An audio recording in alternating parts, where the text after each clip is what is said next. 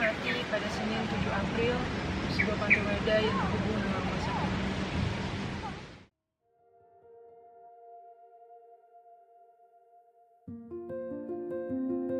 Unfong adalah karya tribut dari Ani Erno kepada ibunya yang meninggal dunia setelah terjadi flashback. Sebagai uji usaha Erno dalam mengenali dan cerita di dalam siapa ibunya sebelum-sebelumnya. Latar belakang sang ibu dan peninggalan anak sebelum Erno ya, membuat Erno percaya Unfong adalah kesempatannya untuk kembali mempelajarikan ibunya. Karena juga yakin di luar sana banyak sekali sosok perempuan seperti ibunya yang memiliki kisah yang sama, tapi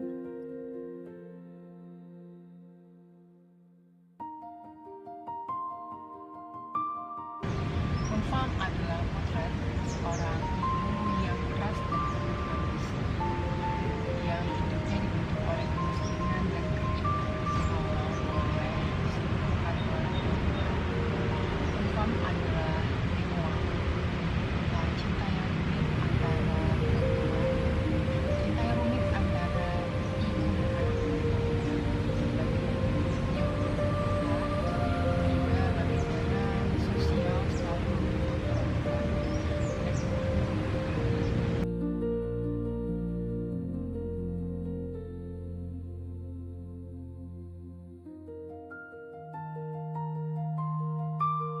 Erno berusaha menceritakan ibunya dari sudut pandang objektif. Dia berusaha menampilkan ibunya dari sudut pandang sama perempuan, bukan hanya sekedar relasi personal, tapi juga melalui pemahaman tentang apa yang membentuk ibunya. Namun, dalam upaya menceritakan kembali apa yang terjadi, ada luka lama yang terpaksa terbuka lagi. Di sini luka lama tersebut berbentuk diri Erno kecil yang memaksa ikut andil dalam menceritakan ibu mereka, tetapi melalui sisi yang lebih emosional.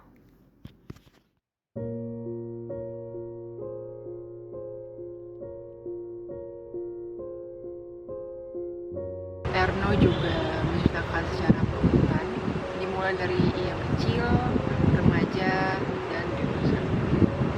Erno kecil mengagumi ibunya. Terlepas dari apapun yang ia terima, ia tetap ingin tumbuh sebagai ibunya. Dia ingin tumbuh seperti ibunya, seorang perempuan keras, bekerja keras, dan berambisi. Tapi konflik mulai dirasakan saat Erno beranjak remaja. Banyaknya kepahitan yang ia terima, yang ia dapatkan, di mana sang ibu juga tidak menawarkan rasa aman dan nyaman yang ia cari, yang ia harapkan, membuat Erno tumbuh dengan keinginan untuk hidup jauh dari rumah, jauh dari ibu, jauh dari segalanya. Dan Erno dapatkan itu ketika ia merantau untuk berkuliah. Di kehidupan rantaunya, Erno menemukan ibunya di hal-hal kecil sekitarnya. Ibunya dengan versi tanpa teriakan, ibunya dengan versi tanpa ketegangan di antara mereka. Dan walau Erno akhirnya beranjak dewasa, ibunya tidak memburu-burukan dia agar segera menikah, tapi di sisi lain, ibunya menyuruhnya agar cepat menikah, karena hidupmu untuk anak dan suamimu, bukan hanya untuk dirimu, atau bahkan tidak pernah menjadi dirimu. Lalu ketika akhirnya Erno memperkenalkan calon suaminya kepada keluarga, terutama kepada ibu bangga karena calon suami Erno berada di kelas yang berbeda dengan mereka, kelas yang lebih tinggi. Ibu bangga Erno bisa masuk ke dunia orang-orang seperti ini. Tapi ibu juga khawatir bagaimana Erno nantinya mungkin akan diperlakukan berbeda atau tidak layak karena tinggian mereka yang sangat berbeda. Tapi akan bilang kalau ibu dan ayahnya saja juga berasal dari yang berbeda. Lalu akhirnya Erno menikah, mempunyai keluarga bahagia, mempunyai anak, dan ayahnya meninggal. Setelah ayahnya meninggal, ibu sempat melanjutkan pekerjaannya sebelum akhirnya menjual propertinya dan tinggal bersama keluarganya Erno. Tetapi yang Erno sadari adalah ibunya merasa tidak diterima di sana. Ibunya berkata bahwa di keluarga Erno, tinggal bersama Erno, membuat ia merasa diterima sekaligus ditolak. Dan juga yang Erno sadari adalah ibunya merasa tidak menjadi siapapun lagi setelah tidak bekerja. Ibunya merasa kehilangan identitas perempuan pekerja keras yang selama ini melekat pada dirinya. Setelah dia menjual tokonya, ibunya merasa sekarang dia bukan siapa-siapa. Dia hanyalah seorang nenek. Situ akhirnya tinggal dua panti Reda yang terhubung dengan bapak.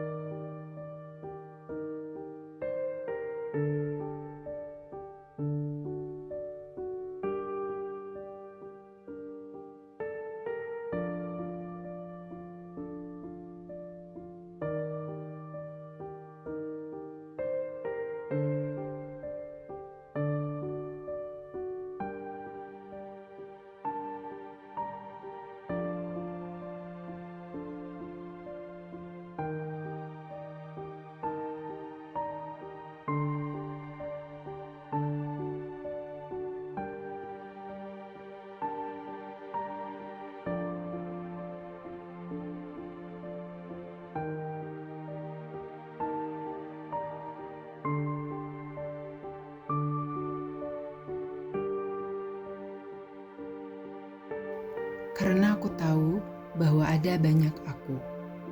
Ada banyak aku yang berharap agar ibu dapat bernapas dengan lega. Ada banyak aku yang berharap dunia melembut pada mereka. Ada banyak yang menjerit agar ibu tidak lagi terjerat.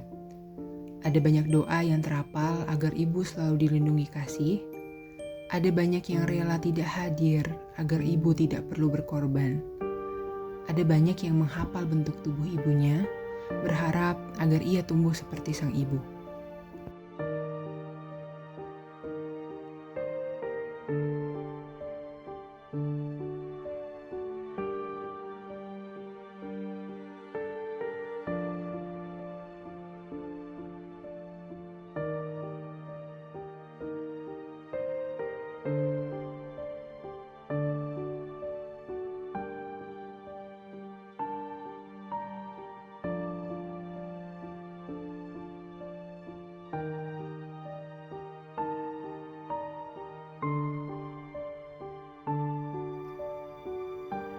Tapi, ada banyak malam di mana aku tersekap dan tercekat oleh banyak maklum yang tak kunjung ibu mafhum.